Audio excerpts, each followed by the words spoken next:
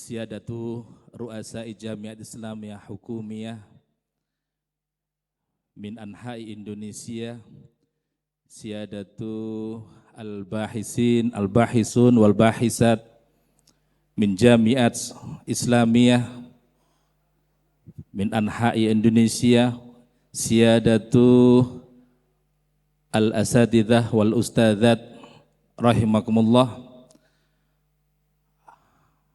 Awalan, insyaallah nahnu nabtadi al-munaqashah, hadhil munaqashah alladhi sayulqihi al-Syekh Dr. Abdurrahman Hamid, sahih Ustaz? Abdurrahman Hamid wa Syekh Dr. Aji Nugroho, subhanallah, ada Dr. Azim yani. Wa insyaallah li ajlil waqti nahnu uridu an madza an ashraha lakum man huwa, yakni ustadzuna Ustadz Abdurrahman Hamid huwa khirij Al-Azhar Asy-Syarif fi qismi at-tafsir, ulum at-tafsir sahih Ustaz, at-tafsir wa ulumil Quran. Wal an huwa al-ustadz fi al-Jamiat al-Islamiyah fi Islamic International Universitas di Indonesia ya, di Depok. Wa insyaallah sayulqi ilaina anil Islam wal hadasah. Ayyuhal asatidzah rahimakumullah, untuk mempermudah kita semuanya ya. Insyaallah beliau karena waktunya ini terbatas, beliau yang tadi rencananya akan memulai jam 1 tepat, tapi ini sudah agak telat ya. Oleh karena itu kita langsung berikan waktu kepada beliau yang akan berbicara tentang anil Islam wal hadasah, Islam dan modernisme. Jadi kita semuanya selama ini sering diberikan pemikiran-pemikiran modern yang tentu itu semuanya sangat banyak sekali setelah sepeninggal beliau Rasulullah Sallallahu Alaihi Wasallam, era sahabat, era tabiin, banyak sekali ya, yang kemudian itu semua perlu pemikiran. La budda minal ijtihadat minal ulama wal mufakkirin, wa la budda ayyakuna fihi al-qa'idah. Famin hadhil qa'idah ma yakunu minas thawabit wa minha aidan ma yakunu minal mutaghayyirat. Falidzalik arju ilaikum ayyuhal ustad an tulqi ilaina al-muhadarah tahta sabilil unwan al-Islam wal hadasah. Fadhal mashkur. Bismillahirrahmanirrahim. Walhamdulillahi rabbil alamin. Alhamdulillahi alladhi bi ni'matihi tatimmu as-salihat wa bi qudratihi abda'at al-kainat wa bi tawfiqihi tatahaqqaqu al-ghayat. Wa ashhadu an la ilaha illa Allah wahdahu la sharika lah, lahu al-hamdu wath-thana'u al-hasan kama yanbaghi li jalali wajhihi wa 'azimi sultanihi. Wa ashhadu anna sayyidana wa nabiyyana Muhammadan 'abduhu wa rasuluhu khatama Allah bihi ar-risalat وهدى به من الضلالات وأيده بجلائل المعجزات وأنزل عليه كتابا كريما لا يأتيه الباطل من بين يديه ولا من خلفه تنزيل من حكيم حميد. وبعد أيها الحضور الكريم، فإنه لمن دواعي السرور ومن دواعي الغبطة أن أتواجد في هذا المكان الطيب المبارك بالجامعة الإسلامية الحكومية بسلاتيجا، وهي جامعة طيبة مباركة وبها كوكبة من العلماء الأجلاء. ما جئنا إلا لكي نتناقش ونتحاور ونتعلم ونستفاد أيضا منهم، فهم أساتذة أجلاء. والتحية لكل المسؤولين على الجامعة الإسلامية الحكومية بسلاتيجا، والتحية لرئيس الجامعة وللسادة النواب ولكل الأساتذة ولكل الحضور في جامعة سلاتيجا وغيرها من جامعات إندونيسيا. فسعادتي بالغة بحضوري وتواجدي معكم وبينكم. حقيقة سعدت أيام السعادة حينما دعيت لهذا الملتقى العلمي ولهذا المؤتمر العلمي. سعدت بذلك، وحينما طلب أن أتحدث في موضوع اخترت، وكان بتوجيه من السادة الأساتذة، أن يكون الموضوع عن الإسلام والحداثة. هذا المصطلح الشائك الذي يحتاج منا إلى توضيح ويحتاج منا إلى تحديد. فنحن كثيرا ما نطلق لفظ الحداثة، وكثيرا ما نطلق لفظ التجديد، وهي عبارات نقول عبارات مطاطة أو عبارات واسعة تحتاج إلى تحديد وإلى توضيح. الكل يقول التجديد، نريد أن نجدد في الدين ونريد أن نجدد في الإسلام، ولكن هناك من يقول نريد التجديد ويكون غيورا على دينه، ويقصد بالتجديد التجديد الذي يفيد، ويقصد بالتجديد ما يخدم به دينه وما يخدم به إسلامه. وهناك من ينادي بالتجديد، وكما نقول يكون حق يراد به باطل. هناك من ينادي بالتجديد ويقصد بالتجديد أن نظهر ما في الإسلام من مظاهر إيجابية، وأن نظهر ما في أن الإسلام دين صالح لكل زمان ومكان. ويريد أن يقول بأن القرآن الكريم وبأن سنة النبي صلى الله عليه وسلم صالحان لكل الأزمنة، ويقدمان الحلول لكل المشكلات، سواء في عصر سيدنا النبي صلى الله عليه وسلم أم في غيره من العصور.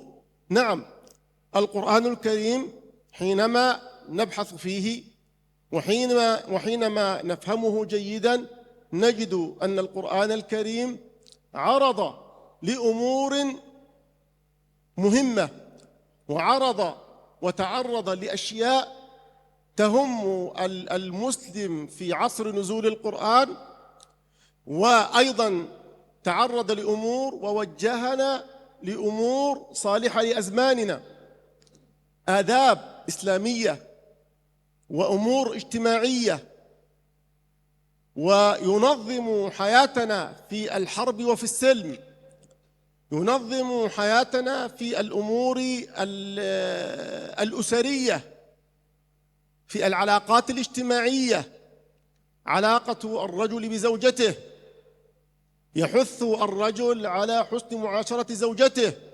وعاشروهن بالمعروف. الإسلام ينظم حياتنا مع أقربائنا، مع والدينا، وقضى ربك ألا تعبدوا إلا إياه وبالوالدين إحسانا. ينظم علاقتنا مع الناس جميعا، وقولوا للناس حسنا. الإسلام يحثنا ويأمرنا بالعدل، ويأمرنا بالقسط، يأمرنا بالإحسان وبإكرام اليتيم. الإسلام يحث على محاسن الأخلاق. ولذلك حينما سمع رجل أعرابي، يعني هو لم يكن مسلما، سمع أحدا يقرأ قول الله تعالى: خذ العفو وأمر بالعرف وأعرض عن الجاهلين، سجد، أعجب بهذا الكلام. وهناك آخر حينما سمع قول الله تعالى: إن الله يأمر بالعدل والإحسان وإيتاء ذي القربى وينهى عن الفحشاء والمنكر والبغي، يقول هذا الرجل: هذا إن لم يكن دينا لكان في أخلاق الناس حسنة. يعني هذا الدين الذي يأمر بالعدل وبالإحسان إلى الأقرباء وينهى عن الفحشاء وعن المنكر وعن البغي عن الظلم، يقول هذا إن لم يكن دينا لكنه يحث على مكارم الأخلاق وعلى محاسن الأخلاق. فهناك من المجددين من العلماء المسلمين الغيورين على دينهم من يقول نطالب بالتجديد، ولكنه لا يمس الثوابت، لا يمس العقيدة الصحيحة، لأن كل الأديان السماوية جاءت للدعوة إلى عبادة الله سبحانه وتعالى. كل الأديان السماوية من لدن آدم عليه السلام أبو البشرية وحتى خاتم الرسل صلى الله عليه وسلم، الكل متفقون والكل دعا إلى عبادة الله سبحانه وتعالى. لم يختلف أحد من الرسل والأنبياء في هذا الأمر، فكلهم متفقون. فينبغي على المجدد الذي يدعو إلى التجديد ألا يمس العقيدة الصحيحة والعقيدة الحقة، لا يمس الثوابت، لا يمس الأشياء التي ثبتت بالقرآن الكريم بوجه قطعي. لا يتعرض مثلا أنه يقول بأن الزنا حلال. الزنا محرم في كل الأديان، قتل النفس حرام في كل الأديان. كل هذه الأشياء المحرمة التي بها ضرر يعود على الفرد ويعود على المجتمع كل الأديان تتفق فيها، المسيحية، اليهودية، الإسلام، كل الأديان وكل الرسل وكل الأنبياء كانت يتفقون في هذا. السرقة حرام، الظلم حرام، أكل الربا حرام، الظلم حرام، قتل النفس حرام بغير حق، الزنا حرام. كل هذه ثوابت لا ينبغي أن يتعرض لها المجدد ولا يصلح أن يتعرض له. أمور الصلاة مثلا، هل يصلح أن يأتي أحد لكي يجتهد في الصلاة وبدل من أن يكون 5 أوقات يقول لا نجعلهم 6 أوقات أو 7 أوقات؟ الزكاة، هذه الأشياء ثابتة لا يكون فيها اجتهاد. لكن المجدد الذي يدعو إلى التجديد الغيور على دينه هو الذي يتعلق بالأمور الفرعية، في الأمور الفقهية، الأشياء المستحدثة التي أحدثها الزمان. توجد لدينا قضايا أو أمور مثلا لم تكن على عهد النبي صلى الله عليه وسلم، تحتاج إلى مجتهدين يجتهدون. مثلا نقول أطفال الأنابيب، الحقن المجهري، تستجد أمور لم تكن في العصور السابقة. هذه تحتاج إلى مجتهدين وإلى مجددين، وهم يجتهدون من خلال القرآن ومن خلال فهمهم الصحيح للقرآن وللسنة. والله تعالى يقول ولو ردوه إلى الرسول وإلى أولي الأمر منهم لعلمه الذين يستنبطونه منهم. إذن التجديد يكون والاجتهاد يكون في الأمور المستحدثة. التجديد يكون في أن المسلم العالم المسلم الغيور على دينه هو الذي يدعو إلى إظهار أن القرآن وأن السنة قدما حلولا للكثير من المشكلات، ولم يقف في الزمن القديم. القرآن والسنة حث على إكرام اليتيم، أمور هي نحتاجها في حياتنا اليومية وفي حياتنا الواقعية. لكن أما هناك فريق آخر يدعو إلى التجديد وما يطلق عليهم بلفظ الحداثة، يدعون إلى التجديد وإلى الاجتهاد حتى في الأمور القطعية وفي الأمور الثابتة التي أقرها القرآن وأكدتها السنة النبوية. ليأتي أحد يقول بأن الربا حلال، لا أحد يقول يقره على هذا. أن يأتي أحد لكي يشكك في القرآن الكريم، هذا أمر غير مقبول.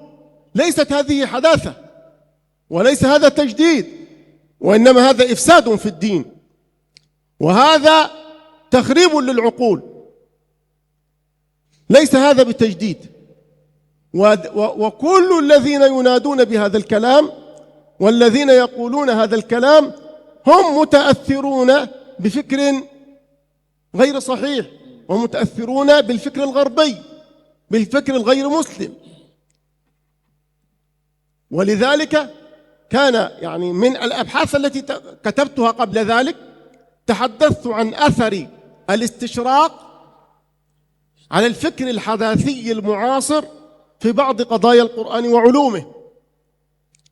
تحدثت عن بعض هؤلاء الحداثيين الذين يشككون في القرآن الكريم، يشككون في الطريقة التي تم بها جمع القرآن الكريم، الذين يقولون بأن القرآن الكريم ليس من عند الله سبحانه وتعالى. هل هذا تجديد؟ هل هذه حداثة؟ هؤلاء يريدون إفساد المجتمعات، ويريدون إفساد العقول، ويريدون إفساد الدين. وعندما نناقشهم في هذا ويناقشهم العلماء في هذا، فمثلا عندما يقولون بأن القرآن الكريم ليس برباني، ليس من عند الله، أو بأن القرآن تقوله النبي محمد صلى الله عليه وسلم من عند نفسه، هم يقولون هذا أحيانا بعبارة صريحة أو بعبارة غير صريحة.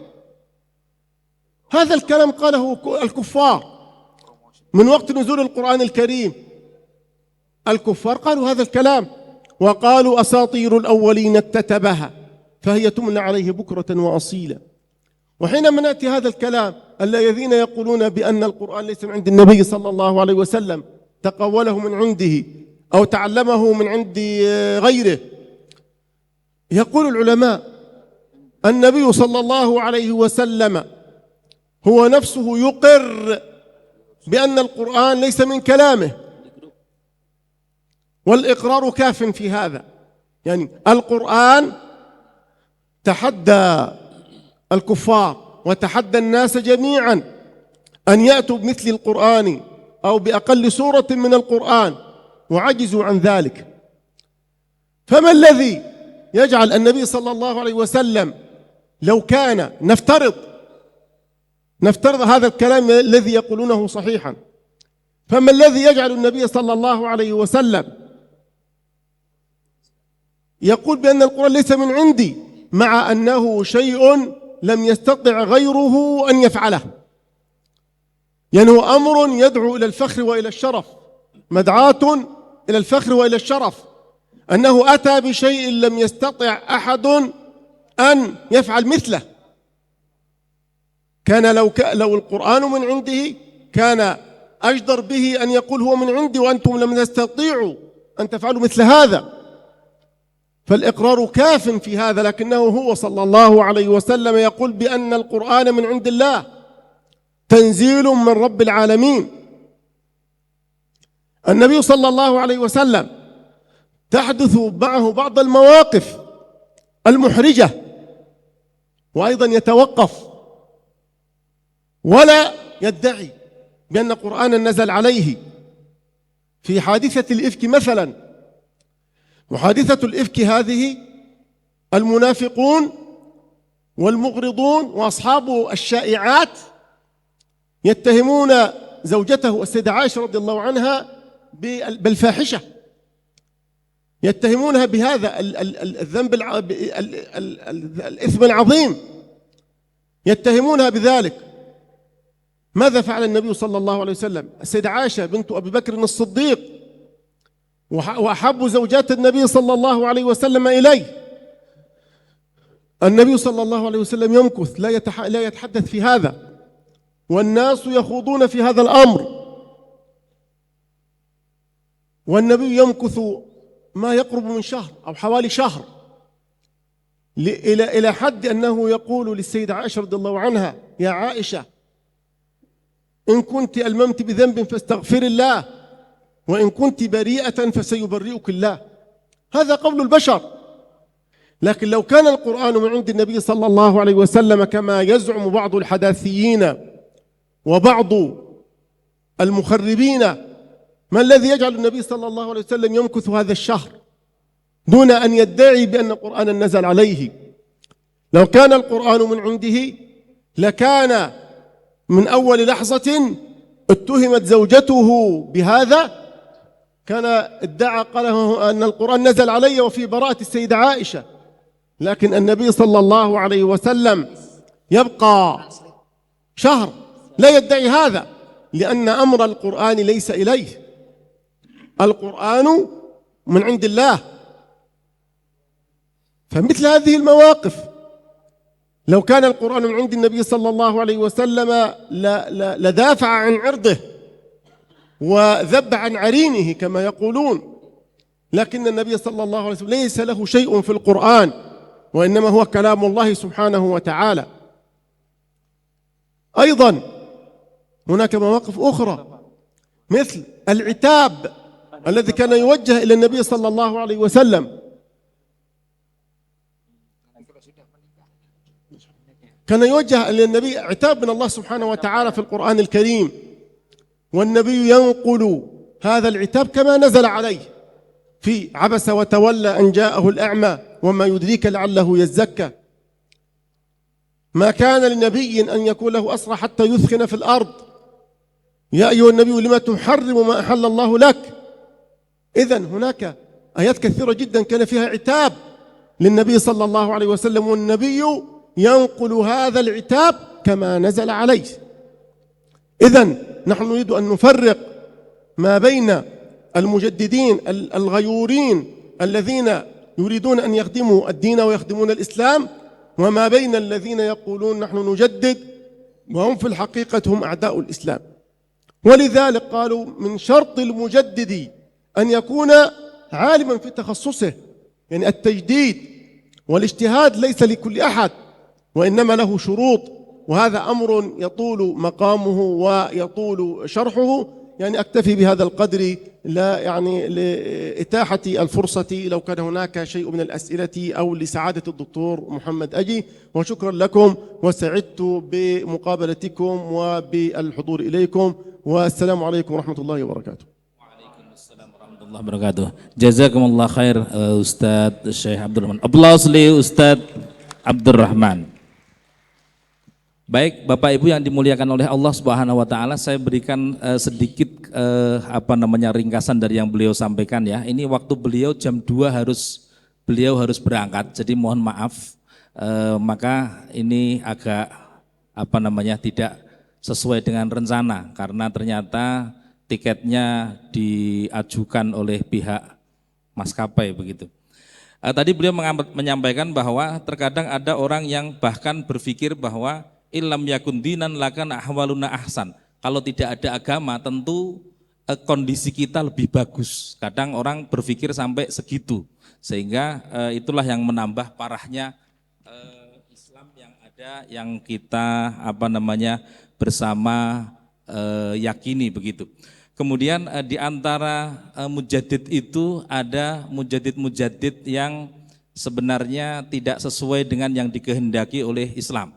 Semestinya mujaddid yang benar itu adalah kalau seandainya mereka membahas tentang tiflul anabib atau bayi tabung. Nah itu mujaddid yang seperti itu yang kemudian semestinya kita beri apresiasi yang luar biasa.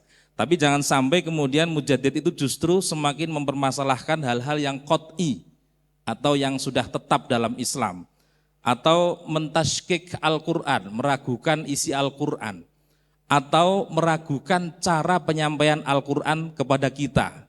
Nah sehingga hal seperti itu tentu bukan dinamakan tajdid. Kira-kira maksudnya seperti itu. Konklusi sedikit ya, mohon maaf bukan berarti menggurui panjenengan, tetapi mungkin perlu kita berikan sedikit muqaddimah sehingga yang kita yang kita harapkan justru yang namanya mujaddid itu orang-orang yang benar-benar sesuai syarat mujaddid, dan mereka bukan justru malah menjauhkan diri dari Al-Quran dan Sunnah.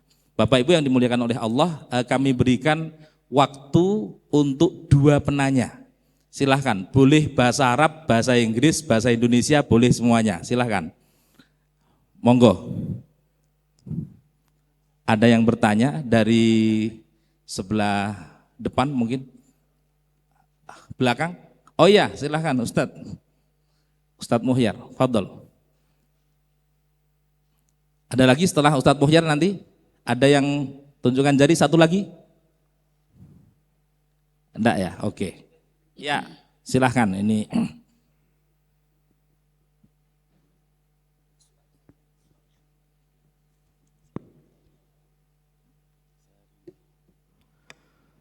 Syukran ala hadhil fursah li muqasimil waqt. Tapi bahasa Indonesia saja ya Pak, bahasa Arabnya mikir nanti. Nah, tugas moderator menerjemahkannya. Terima kasih Pak. Saya itu punya perenungan begini ya Pak. Penduduk muslim dunia itu 1/5 penduduk bumi, yang oleh Esposito itu terdiri dari sekitar 1,5 miliar manusia beragama muslim dari 7 miliar umat manusia di bumi. 1,5 miliar itu terbagi hidup pada 50 negara merdeka. 50 negara merdeka. Tetapi 50 negara merdeka itu kehidupannya kurang lebih sama. Problem dunia muslim kurang lebih sama. Yaitu bagaimana menerjemahkan cita-cita ideal wahyu ke dalam realitas kehidupan yang nyata. Wahyu bilang kedamaian, kita harus damai. Ketika diterjemahkan di bumi, itu sering kita punya problem. Keadilan sosial kita punya masalah, stabilitas politik kita punya masalah, keadilan ekonomi kita punya masalah. Ini bagaimana menyelesaikannya? Saya pernah baca bukunya Amir Syakib Arsalan. Limadha ta'akhkharul muslimun wa taqaddama ghairuhum. Tapi jawabannya kan karena umat Islam menjauhi Al-Quran. Pertanyaannya, mestinya bangsa yang mendekati Al-Quran, mestinya bisa maju. Katakanlah Arab Saudi, atau Republik Islam Iran misalnya, atau Republik Islam Pakistan misalnya. Tapi Republik Islam itu kalau kita dalami ternyata juga tidak ideal juga. Malah secara politik lebih stabil negara yang enggak mengerti Al-Quran. Pakistan misalnya, Republik Islam Pakistan, calon Perdana Menteri itu aja dibunuh Pak. Betapa tidak beradabnya bangsa itu. Kita Indonesia yang dasarnya Pancasila, boro-boro calon presiden, calon ketua RT aja enggak ada yang dibunuh.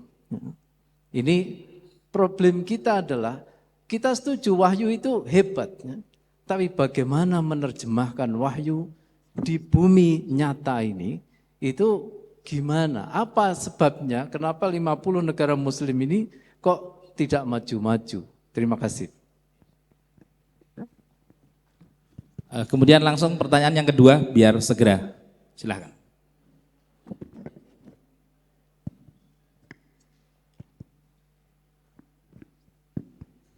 Bismillahirrahmanirrahim. Saya bertanya tentang bagaimana menjaga pemikiran khususnya generasi muda yang sekarang mulai mulai membiasakan diri dengan ungkapan-ungkapan yang mungkin itu secara agama, kalau menurut saya itu setara dengan ucapan larangan mengucap kepada orang tua. Contohnya anak-anak muda dengan anjay, anjir dan sebagainya itu yang katanya diungkapkan tidak untuk mengumpat begitu.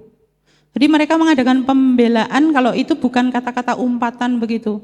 Padahal kalau menurut saya kok setara ya dengan larangan mengucap kepada orang tua begitu.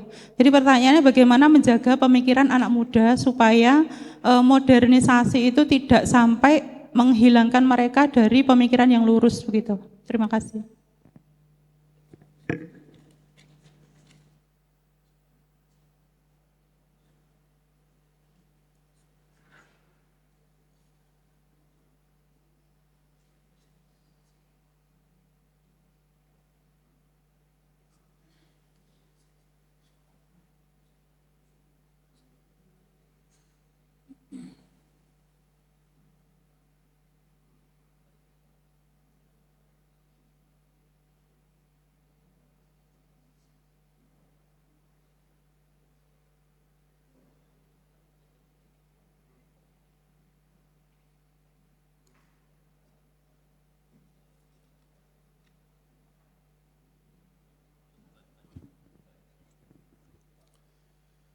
بسم الله الرحمن الرحيم.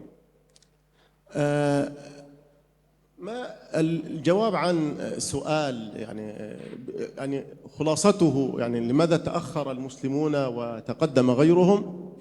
هذا ليس المسؤول عنه هو الإسلام، لم يقل لنا الإسلام تأخروا، ولكن هذا سببه هو يعني فهمنا نحن للإسلام، وربما يكون فهمنا هو الخاطئ. ولذلك هناك في بعض الأوقات وفي بعض الأزمان تقدم المسلمون كثيرا، تقدموا كثيرا، وكانت أوروبا تعيش كما يسمونها بعصور الظلام، وكان المسلمون في أوج تقدمهم. إذن هذا يرجع إلينا نحن. والقرآن الكريم في أول آية نزلت دعا إلى العلم. أول آيات من القرآن الكريم نزلت على رسول الله صلى الله عليه وسلم تقول: اقرأ باسم ربك الذي خلق، خلق الإنسان من علق، اقرأ وربك الأكرم الذي علم بالقلم، علم الإنسان ما لم يعلم. إذن القرآن الكريم هو الذي دعانا إلى التعلم، لكن نحن المقصرون. إذن لا ننسب التأخر إلى الإسلام، ولكن التأخر هو ننسبه نحن إلى أنفسنا، حينما قصرنا نحن في فهمنا الصحيح للدين، وقصرنا في فهمنا للإسلام. ولذلك كما أقول تقدم المسلمون في كثير من الأزمنة. في الوقت الذي كانت فيه أوروبا لا تعرف شيئا عن العلم، كان الإسلام وعلماء الإسلام في المقدمة، ونقرأ كثيرا في الكتب نجد أن كثيرا من الاختراعات التي أخذتها أوروبا كانت من نتاج علماء مسلمين. حنا نقول ابن النفيسي وكثير، وابن سينا في مجال الطب، وكثير من العلماء الذين نبغوا في هذه العلوم من علوم الأحياء وعلوم الطب وعلوم الفضاء، لم تكن أوروبا تعرف شيئا عن ذلك. إذن نحن المسؤولون عن هذا التأخر وعن هذا التقصير، وليس هو الإسلام. المسألة يا أستاذ، الآن كثير من الدول قد يطبقون ماذا قد يعني قد قاموا بتطبيق الشريعة الإسلامية، ولكن دولهم لم تكن متقدمة. كيف؟ ليس الأمر فقط في تطبيق الشريعة الإسلامية. هو أنا مو قد أطبق الشريعة الإسلامية لكنني أقصر في أمور أخرى. وإذا ما طبقت الشريعة الإسلامية ولكنني لا أتقن عملي، إذا ما طبقت الشريعة الإسلامية ولكن هناك في بلدي أو في مكاني ينتشر فيه الغش، ما هو الذي نتحدث عنه بأن الإسلام منظومة متكاملة. حينما أطبق شيئا وأقصر في أشياء، هذا لا يتسبب في تقدمي، وإنما التقدم يكون منظومة متكاملة، هو اهتمام بالعلم وبالتعلم وبالتقدم التكنولوجي، واهتمام أيضا بأن العامل يتقن عمله، وبأن على كافة الأصعدة. فالإسلام منظومة متكاملة، لا نحصره فقط في تطبيق الشريعة الإسلامية.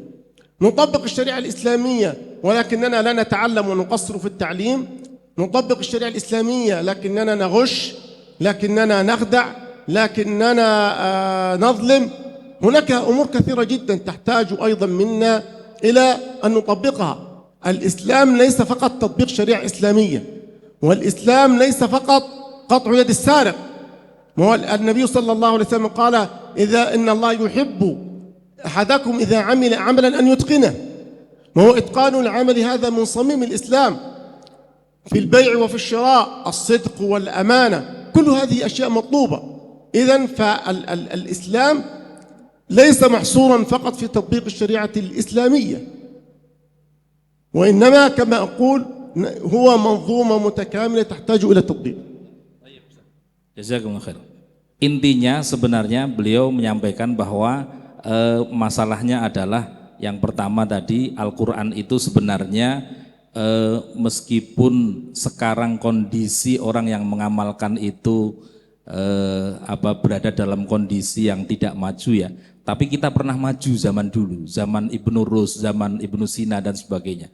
Terus yang kedua, kalau memang kita menganggap sudah mengamalkan Al-Quran, mengamalkan syariah, tapi sesungguhnya masih banyak yang belum kita amalkan. Ada ghish ya, ada macam-macam lah hal-hal yang masih belum bisa kita praktekkan, sehingga sesungguhnya ada taksir di situ, ada hal-hal yang belum kita maksimalkan. Kemudian soal asali.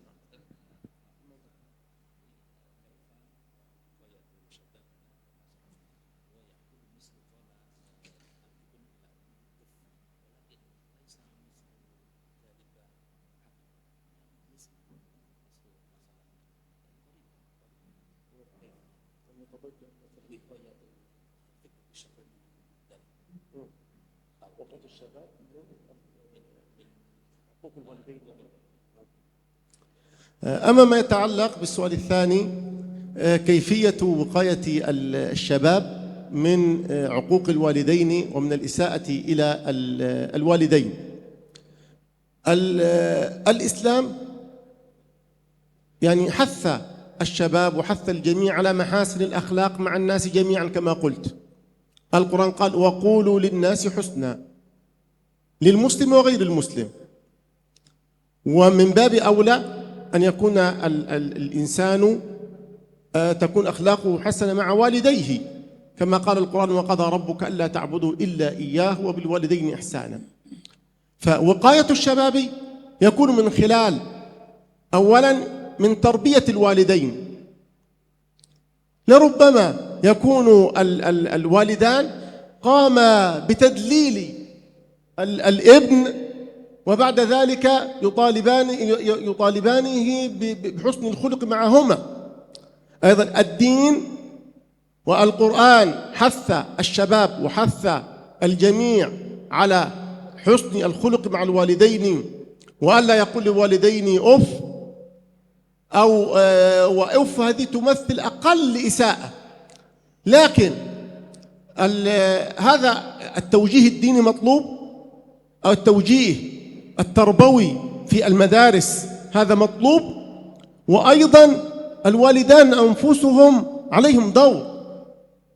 الدين يقول لك ربي الابن، إذا أنت لم تلتزم لم تفعل ذلك، أو لربما أنت تقصر في تربية ابنك، فماذا يفعل لك الدين؟ الدين أعطاك يعني ما يحميك، والقرآن يعني صان لك أنت كوالد أو كأب أو كأم، صان لك توقيرك واحترامك. لكن ربما أنت لم تفعل بما أمرك به القرآن، أو أنت لم تطبق هذا، أنت تدلل الابن وهو صغير، أنت قصرت في تربيته.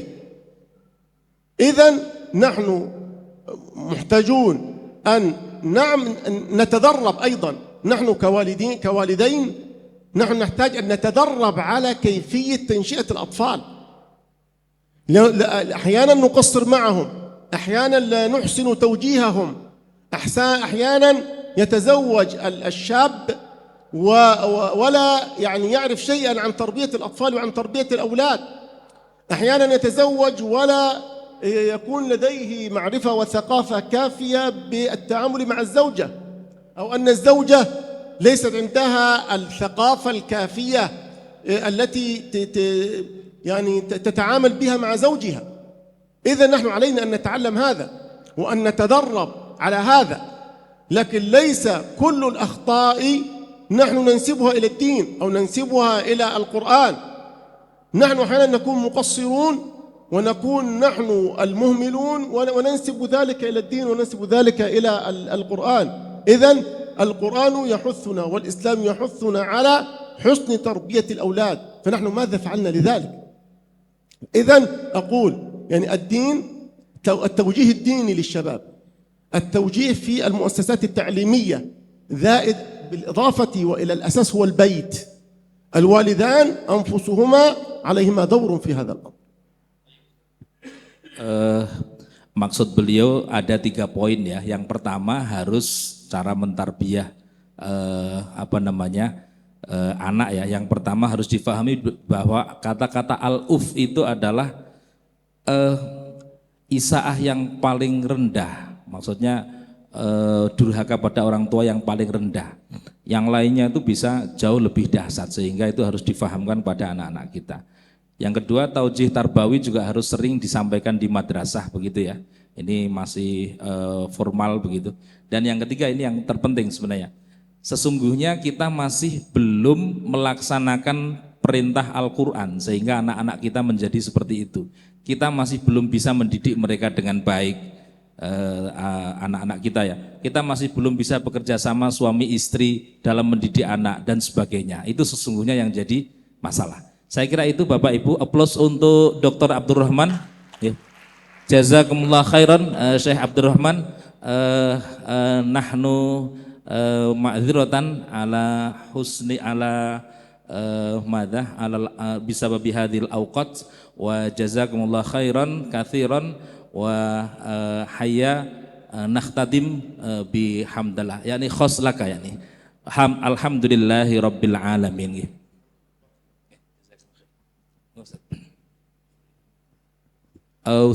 Bapak Oktio.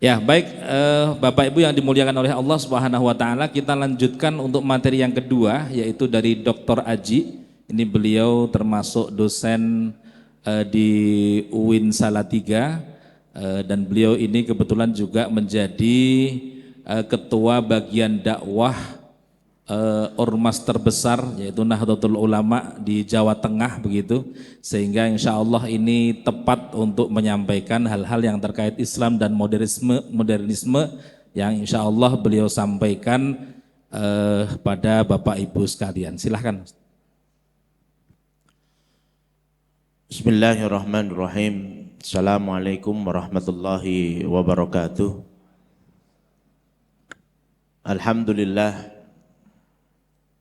Alhamdulillahi rabbil alamin wa bihi nasta'inuhu ala amri dunya waddin.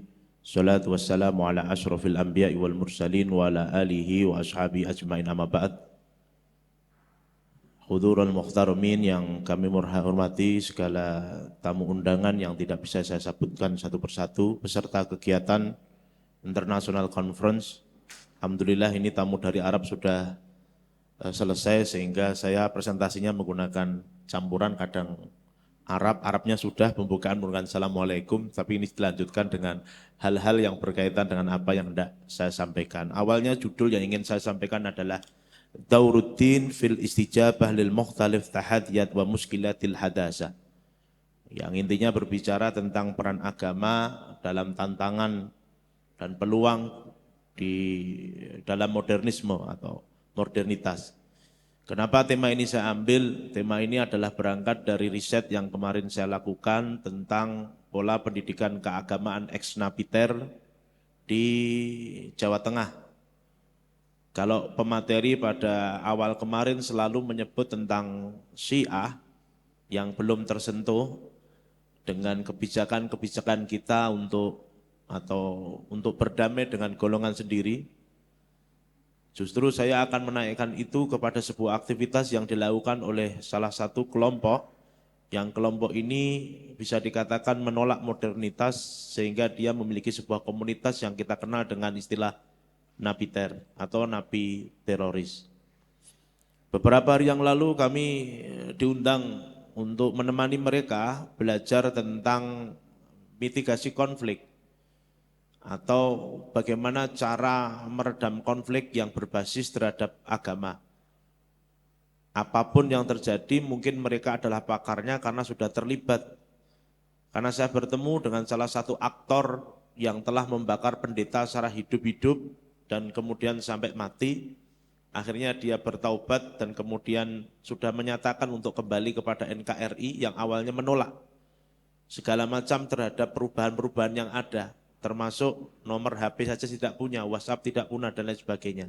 Karena dia berpikir bahwa segala macam perkembangan zaman yang ada itu adalah bagian daripada implementasi pemikiran Barat yang akan mengajak kepada kerentanan terhadap agama Islam itu sendiri.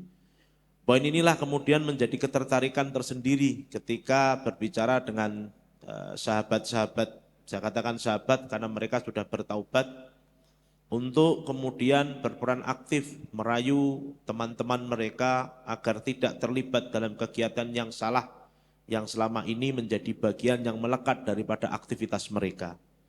Oleh karena itulah kemudian cara salah satu di antaranya mereka mencoba untuk merasionalisasikan setiap doktrin yang masuk kepada dirinya, karena selama ini doktrin yang mereka anggap benar itu ternyata masih banyak yang irasional. Di dalamnya masih tumbuh kebencian-kebencian. Dan ini merupakan salah satu indikator yang paling sederhana ketika berbicara tentang modernisme, bahwa masyarakat itu sudah cenderung lebih rasional daripada yang sebelumnya. Atau kalau istilah Dr. Abdurrahman tadi, memperbarui sesuatu yang dianggap yang tidak rasional, kemudian dirasionalkan agar kemudian mampu diterima sesuai dengan perkembangan zaman atau masa dan waktu. Ini yang pertama. Yang kedua, berangkat dari diskusi sederhana dengan beberapa teman yang cukup menarik. Salah satu diskusi yang disampaikan, dengan perkembangan zaman ini semuanya akan terancam. Yang kiai juga akan tercancam karena sekarang orang lebih belajar dengan Google radhiyallahu anhu, yang maha tahu, yang maha bisa menginformasikan banyak informasi. Maka kemudian muncul istilah matinya era kepakaran seseorang, karena seseorang itu sekarang merujuk, kalau istilah kemarin atau istilah Ustaz Abdurrahman, Dr. Abdurrahman, tidak lagi belajar kepada para ahlinya, karena mereka belajar kepada sesuatu yang mereka butuhkan yang cukup cepat melalui teknologi-teknologi yang ada. Termasuk tadi malam disampaikan oleh Kasubdit Teknis Pendis yang berorientasi kepada hal-hal yang menjadi bagian yang melekat di dalam aktivitas-aktivitas mereka. Poin inilah kemudian menyebabkan jangan-jangan tidak hanya aktivitas seseorang, agama pun juga akan hilang perannya karena digantikan oleh perkembangan zaman. Sehingga orang itu kalau bertanya tidak lagi menggunakan ahli-ahli yang ada, tapi akan menggunakan media-media yang bisa atau sesuai dengan kehendaknya atau keinginannya. Inilah kemudian menjadi peluang dan tantangan tersendiri. Perkembangan zaman menyebabkan hal-hal yang harus dipikirkan sedini mungkin akan tidak terjebak dengan pemikiran-pemikiran yang menyebabkan seseorang itu merasa tertinggal atau maju kebablasan. Dulu orang berpikir bagaimana mengakomodir keragaman yang ada di negeri yang multikultural di Indonesia. Alhamdulillah di dalam kurikulum kita sudah ada namanya pendidikan multikultural. Masih belum cukup tentang itu, ditambah lagi bagaimana orang itu bisa berpikir terbuka. Kita kuatkan lagi dengan kurikulum yang berbicara tentang pendidikan inklusif dan seterusnya. Yang ini merupakan bagian daripada perkembangan sebagai langkah antisipasi dalam merespon dinamika yang terus berkembang antara generasi satu ke generasi berikutnya. Maka pola inilah yang tadi kalau kita dengarkan, al-Islam sholeh likulli zaman wal makan, menurut Dr. Abdurrahman, bahwa Islam itu selalu sesuai diterapkan kapan saja. Hanya metode dalam menerapkan saja butuh yang disebut namanya variasi-variasi tertentu sehingga menyebabkan Islam ini tampak indah dan tampak sesuai dengan perkembangan yang ada. Dulu mungkin belum ada internet, tapi sekarang sudah banyak fasilitas internet sehingga kuliah bisa kita lakukan dengan cara daring dan lain sebagainya. Nah, ini kemudian sempat muncul dulu guyonan menarik ke depan kalau perkembangan zaman barangkali melihat antrian haji yang cukup panjang akan diganti haji itu haji virtual. Tidak perlu berangkat dan tidak perlu antri dan tidak perlu biaya tinggi dan tidak perlu mengalami kepanasan. Hal inilah yang kemudian kalau menurut Dr. Abdurrahman perlu diantisipasi. Ini bukan mujaddid, bahkan dianggap sebagai sesuatu yang dianggap bermain-main dengan agama, sehingga agama ini terkesan menjadi rusak karena pemikiran-pemikiran yang tidak tepat ini. Maka ada kalimat yang menarik, lil hadasah ta'syirat salbiyah khosatan ala ulaika alladhina hum aqallu istidadan alladhina yu'anuna minat tafkik wal irtibak wat tanafur. Ma makna tafkik, yakni huwa as-su'ur bi adamil wujud makan fin nidam al-ijtima'i an-nami wa yumkinu ru'yah hadzal wuqu' fil fi'atil muhimmasati fil mudun al-kubra. Amal irtibak huwa as-su'ur bi adamil qudrah ala syaitarah ala al-hayah natijah lima kana mawjudan hatta al-an wa lam ya'ud minal mumkin al-hifadz alaihi li'annahu yabdu ghaira munasib. Wa fi waqti nafsihi fa inna at-tanafur huwa as-su'ur bil karahiyah li jami'il ashkal al-muassasah wa adah ma tudharu hadhil masyair fi syakli tatarruf wal anfi wa ta'assubi wal usuliyah. Maksud dari kalimat ini, kalau tidak perlu saya terjemahkan, bahwa di dalam modernisasi ternyata ada unsur-unsur yang wajib diantisipasi, dan itu menjadi bagian pengembangan dari hal-hal yang dikhawatirkan. Bila tidak menjadi bagian yang menjadi konsensus bahwa ada batasan-batasan yang harus dibatasi seseorang tersebut. Maka saya mengutip dalam kitab Asbah wan Nadhair yang mengatakan sesuatu yang dianggap sempit perlu dilebarkan dan sesuatu yang lebar perlu disempitkan. Kalau sesuatu yang sempit perlu dilebarkan supaya tidak menjadi radikal, tapi sesuatu yang lebar perlu disempitkan agar tidak menjadi liberal. Nah, ini kaidahnya ada di Al-Asbah wan Nadhair, al-amru idza dhaqa ittasa'a wa idza ittasa'a dhaqa. Sesuatu yang sempit perlu diluaskan dan sesuatu yang luas perlu disempitkan.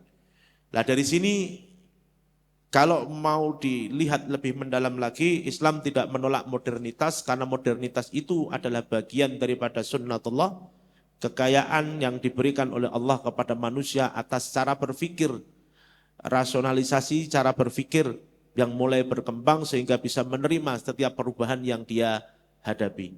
Oleh karena itu, menolak modernitas menurut saya adalah termasuk kejahatan syar'i. Terima kasih, sekian dari saya. Assalamualaikum warahmatullahi wabarakatuh.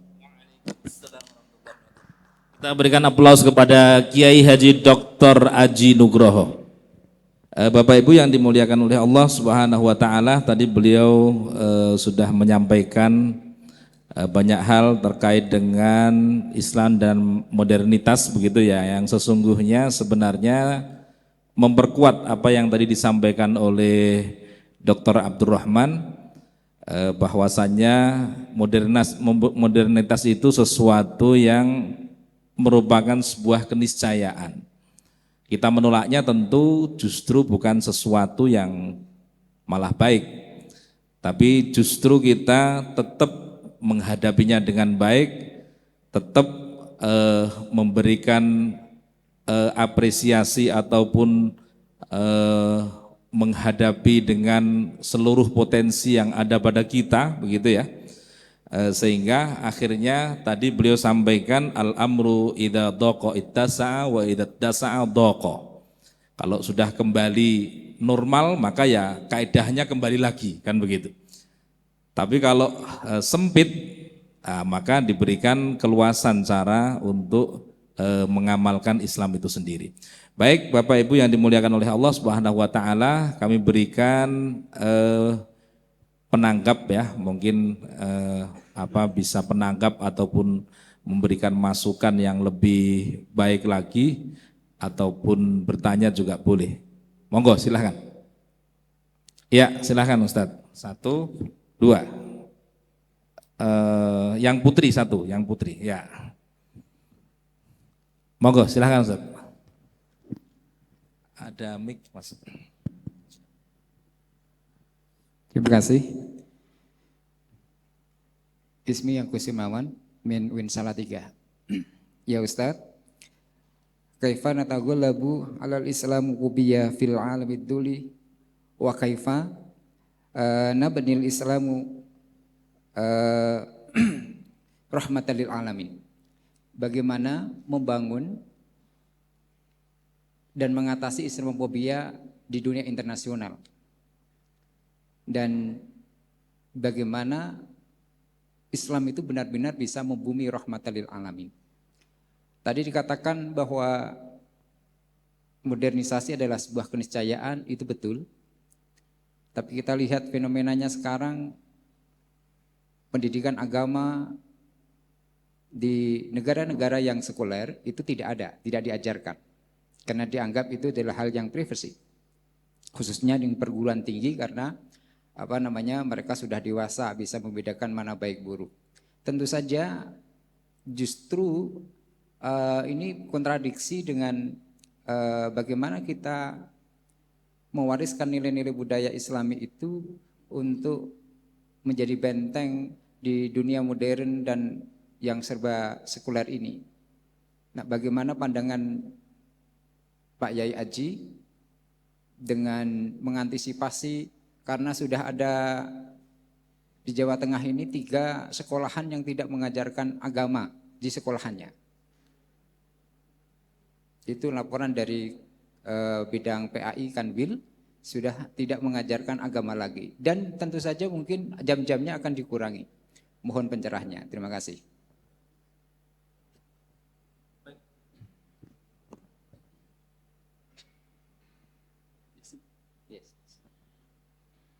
Assalamualaikum warahmatullahi wabarakatuh.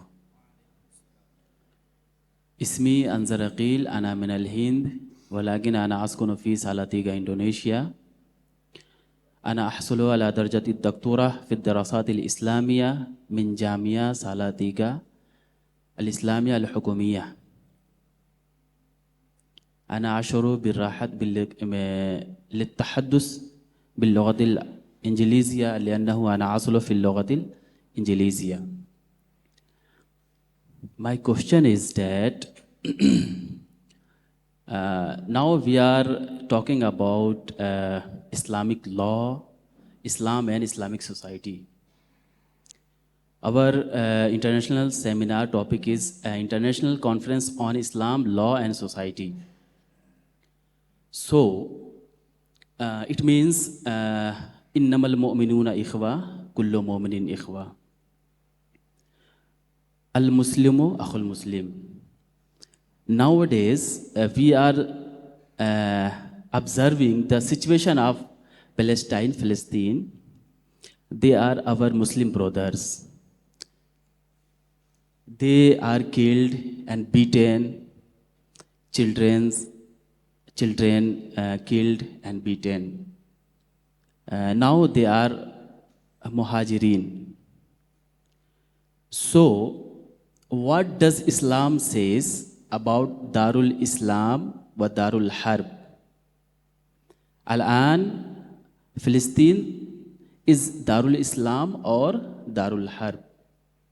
And how can we see and observe Palestine as a Muslim, and how our Muslim countries and Muslim brothers see towards Palestine situation and Palestine people?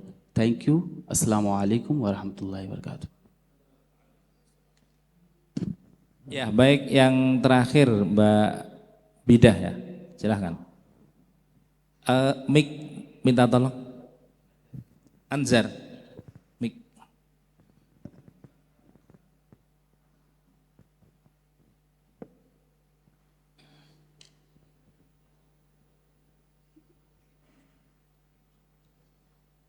Baik, terima kasih atas waktunya. Bapak, saya mau bertanya mengenai tadi ya, dampak modernitas yang harus diantisipasi. Untuk sekarang ini kan Indonesia itu banyak sekali pemahaman perihal pluralisme dan toleransi begitu. Tapi yang terjadi di masyarakat itu adalah seperti ini kasus ya Pak. Jadi ada siswa yang berteman dengan non-muslim begitu. Jadi siswa tersebut membiarkan teman yang non-muslim itu untuk ikut sholat Jumat begitu, demi mendapatkan nasi ya Pak dari masjid biasanya. Kira-kira bagaimana untuk menanggapi kasus seperti itu berkaitan dengan batasan toleransi dan pluralisme? Terima kasih. Baik, luar biasa pertanyaan-pertanyaannya. Ini jadi pakar hukum ini nanti. Jadi karena banyak pertanyaan-pertanyaan yang mengarah kepada hukum Islam.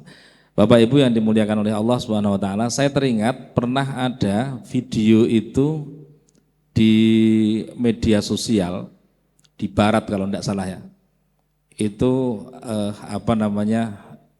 yang dia pakai cadar gitu. Terus dikasih tulisan, entah tulisannya saya agak lupa, tapi intinya kalau Anda menganggap saya itu bukan teroris, maka peluklah saya. Tapi maksudnya yang sejenis maksudnya. Ternyata lebih banyak yang memeluk. Artinya sebenarnya orang normal itu meskipun melihat cadar seperti itu di barat, ternyata kalau memang welcome begitu ya, ya enggak masalah juga. Nah masalahnya adalah seringkali menutup diri begitu ya. Jadi seringkali menutup diri. Nah sehingga terjadi diskomunikasi, terjadi masalah-masalah yang terkadang tidak diharapkan dan sebagainya. Tapi sesungguhnya ketika kita berinteraksi, insya Allah semuanya tidak menjadi masalah. Ya baik, silahkan Bapak Dr. Aji untuk menjawab 3 pertanyaannya dari Mas Pak Agus Hirmawan, dari Angzar, dari India, dan juga dari Mbak Bidah. Silakan. Baik, terima kasih atas pertanyaannya pada Mas Yai Agus, Pak Ansar, dan Ibu siapa Pak? Ibu Nida. Akan saya jawab general, barangkali nanti ada yang kurang atau yang lebih bisa kita diskusikan kembali. Yang pertama, informasi berkaitan dengan pendidikan agama yang mau berkurang terkait dengan jadwal dan regulasinya yang ada di sekolah. Kemarin sempat ngobrol dengan para peneliti pendidikan keagamaan yang biasanya meneliti di ruang lingkup sekolah-sekolah. Ternyata kebijakan itu baru berkisar tentang informasi sementara yang belum turun regulasinya tentang hal itu. Sehingga hal ini menjadi langkah awal untuk mengantisipasi agar pelajaran agama yang ada di sekolah tidak berkurang, justru akan menambah, karena itu akan membentuk karakter peserta didik sesuai dengan yang diharapkan atau diamanatkan dalam undang-undang yang kita miliki. Itu poin pertama. Sehingga dari situ kita bisa melihat negara saya kira juga concern terhadap pendidikan agama dan keagamaan siswa, agar siswa ini masih sesuai dengan patron sebagai warga negara Indonesia, sesuai dengan sila pertama yaitu ketuhanan yang Maha Esa. Karena dasar daripada untuk mengenal ketuhanan yang Maha Esa, saya kira adalah melalui pendidikan agama dan keagamaan yang pernah atau yang mereka kenyam berada di sekolah. Memang saat ini adalah tuntutannya terasa kurang sekali terhadap hal itu. Bagi yang tidak melihat agama itu sebagai sebuah penghambat proses pembelajaran, maka dia akan memberikan support yang sangat dalam terkait dengan adanya proses pembelajaran itu lebih ditambah durasi waktunya. Maka kita lihat saja, saya kira dengan kontestasi politik, salah satu ciri masyarakat modern itu kan peduli dengan politik dan masyarakat. Maka termasuk saat ini kita memiliki 3 caleg capres yang menarik. Semua orang juga ikut berbicara, mulai dari orang yang levelnya perkuliahan hingga tukang bakso itu sudah ngomong tentang pilpres semua. Karena ini salah satu ciri daripada masyarakat modern, semuanya akan berbicara sesuatu yang walaupun dalam jangkauannya tampak jauh tapi merasa dekat karena mereka juga ikut terlibat. Oleh karena itu hal-hal yang kecil semacam pilpres saja dibicarakan, apalagi hal-hal yang besar menurut kita tentang pendidikan agama dan keagamaan. Saya kira masyarakat akan terus mengawal tentang hal itu dan dia akan senantiasa melihat bahwa itu adalah bagian yang melekat dari identitas kita sebagai bangsa Indonesia yang tidak akan pernah jauh daripada agama itu sendiri. Yang kedua, pertanyaannya apakah Palestina itu Darul Islam atau Darul Irhab? Saya harap daerah. Do you understand what I mean the Indonesian language? Yes, okay. Ansar ini adalah mahasiswa kami dari India di UIN Salatiga, program doktor. Alhamdulillah UIN Salatiga ini memiliki 2 mahasiswa dari India, 1 S2 PAI, yang kedua adalah S3 PAI, dan yang S3 ini adalah Ansar. yang memiliki background studi Islam sejak kuliah S1, S2 dan sekarang di S3. Alhamdulillah sekarang banyak migrasi dari India ke Indonesia khususnya di PT KIN karena melihat ada beasiswa.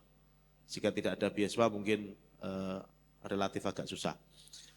Baik, saya menyatakan bahwa Palestina bukan Darul Harb, bukan juga Darul Islam. Konflik yang saat ini muncul. Mohon maaf, ini pendapat saya. Tapi bagian daripada siasi sistem perpolitikan yang ada di dunia global yang saat ini menjadikan kondisi Palestina menjadi sesuatu yang tidak seperti kita harapkan. Harapannya semua orang Islam, khususnya negara-negara yang mengadopsi atau mayoritas beragama Islam peduli bernama mendoakan mereka. Yang kedua memberikan kontribusi, entah itu dukungan kepada dunia internasional atas apa yang dilakukan oleh Israel ini sesuatu yang tidak baik terkait dengan peperangan yang sampai sekarang masih terjadi. Harapannya segera berhenti dan kemudian memiliki solusi alternatif terkait konflik yang sampai sekarang tidak kunjung selesai. Artinya jika seandainya semua negara juga turut ikut berperang membantu Palestina, saya kira Israel juga di dalam negaranya ada orang Muslim, ada orang Yahudi, ya hampir mirip agamanya, tidak ada Yahudi orang Israel itu. Saya pernah bertemu dengan teman-teman yang pernah berkunjung ke Yahudi, yang menarik di sana dia melihat, di Israel, di dalamnya ada masjid, di dalamnya ada gereja, dan di dalamnya ada sinagog-sinagog yang digunakan oleh orang Yahudi untuk beribadah. Nah disinilah yang kemudian ada sebagian orang menyimpulkan bahwa konflik yang terjadi di Palestina itu murni konflik dua negara antara Palestina dan Israel yang saat ini mungkin Palestina menjadi negara yang tidak siap untuk dalam berperang karena kondisi militer yang dimiliki oleh Israel lebih siap yang sampai saat ini belum kunjung. Kita doakan saja semoga kepedulian nasional atau internasional yang saat ini mulai bergeliat tumbuh. Media-media juga menceritakan bagaimana korban perang berjatuhan ini sehingga menjadikan kita ini menjadi orang-orang yang memiliki kepedulian. Minimal salah satu di antaranya adalah ada kontribusi signifikan yang kita bantu untuk Palestina, salah satu dengan ya sumbangan dan lain sebagainya. Maka kalau pertanyaannya itu mungkin saya khawatir ketika mengatakan Darul Irhab atau Darul Harb, maka dipastikan orang Muslim akan ikut datang ke sana juga ikut membantu berperang di sana. Tapi alhamdulillah kebijakan, walaupun kemarin ada yang viral di YouTube mengajak untuk berangkat ke Palestina karena dianggap jihad akbar di sana. Nah, inilah yang kemudian ada beragam komentar dan kemudian diminta untuk memahami permasalahan yang ada di dua negara tersebut. Tapi prinsip kita sebagai orang Muslim memiliki dukungan yang penuh terhadap saudara-saudara Muslim kita yang berada di Palestina. Dan yang ketiga, toleransi. MUI Kota Salatiga pernah membuat sebuah buku yang cukup menarik, kaidah-kaidah toleransi dalam beragama. Di dalam buku tersebut diberikan catatan-catatan ringan yang menurut pembaca bahwa catatan-catatan ini memberikan pola bagi setiap umat Muslim ketika hendak menjalankan toleransi. Supaya, mohon maaf, istilah yang sering disampaikan itu adalah kebablasan. Istilah kebablasan ini mungkin adalah pengamatan orang tersebut terhadap aktivitas yang dilakukan oleh orang yang merasa melakukan toleransi. Tapi ada juga yang dianggap bahwa aktivitas itu sebenarnya adalah aktivitas salah, tapi kemudian didiamkan saja oleh temannya. Dengan harapan mungkin ada doa yang dilakukan orang tersebut, ini menjadi bagian yang melekat sebagai bagian daripada pertemanan. Hal-hal yang tidak benar ini sebenarnya adalah toleransi ini bukan hanya saling menghormati, tapi juga saling memahami, juga saling mengingatkan antara hal-hal yang boleh dan tidak boleh dilakukan oleh orang-orang tersebut. Sehingga menjadi batasan-batasan, harapannya antara satu dengan yang lainnya menjadi baik demi kehidupan yang damai yang harus kita miliki. Saya kira itu, terima kasih.